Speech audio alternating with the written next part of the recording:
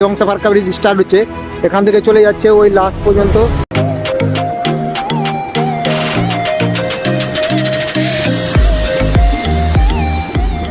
ওই দূরে তৈরি হচ্ছে নতুন ফারাক্কা সেতু। নতুন ফারাক্কা সেতু তৈরির কাজ চলছে বলে এই ব্রিজের এই সাইডে জল আটকানো হয়েছে, গেটগুলো বন্ধ রয়েছে। গেটগুলো বন্ধ থাকার কারণে হয়তো নদীর এই অংশে চর পড়েছে। আমরা এখনই যাব ওই অংশে, আপনাদের সামনে তুলে ধরবো প্রকৃতির কিছু অসাধারণ দৃশ্য এবং দেখব নতুন ফারাক্কা সেতুটিকে খুব কাছে থেকে।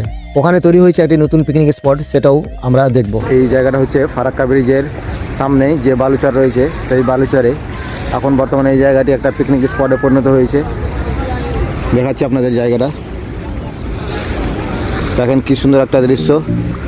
সূর্য ডুবে যাচ্ছে ওই অংশে, ভালো লাগছে দৃশ্যটা দেখতে। এখানে সবাই ক্যামেরা করতে ব্যস্ত। ভালো একটা জায়গা। দূরে দেখতে পাচ্ছেন পুরাতন ফারাক্কা ব্রিজ, আর এই যে নতুন ফারাক্কা ব্রিজ এখানে